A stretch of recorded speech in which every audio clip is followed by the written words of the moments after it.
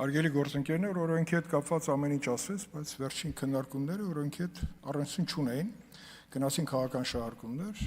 Պարոն Խաչատրյանին հիշեցնեմ, որ ազգային ժողովի կողմից ստեղծված քննիչ հանձնաժողովը ներկայացրել է զեկույց, ի տարբերություն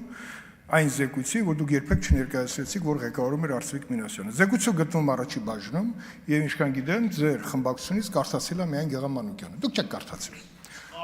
Շատ լավ, եթե սխալվել եմ, ներող կլինեք, գնացեք կարդացեք։ Հարցը դրա մասին չի։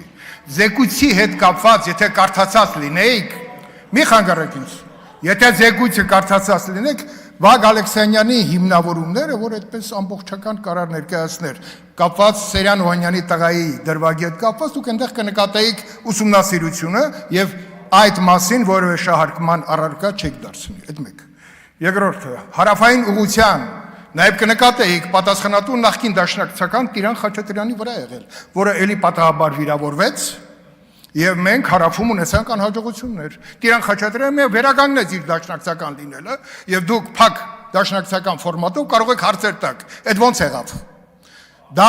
այդ ամբողջ կազեկություն բարի եղեք կարդացեք եւ տեսանյութեր էլ կան, իսկ տեսանյութերը հիմնավորում են այն, ինչը ես ասեցի։ Իսկ ինչ վերաբերում է օրենքին, հարգելի գործընկերներ,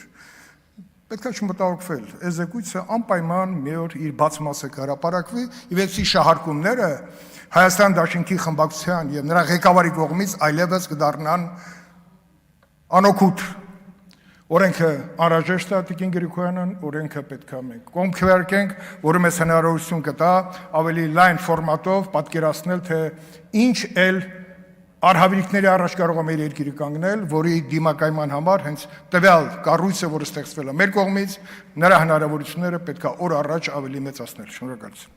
Շնորհակալություն, Տիկին Գրիգորյան, եզրափակիչ ելույթի համար համեցեք ամբիոնի մոտ։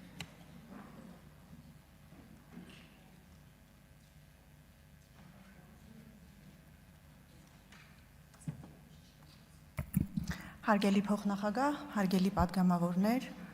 հարգելի պարոն Խաչատրյան,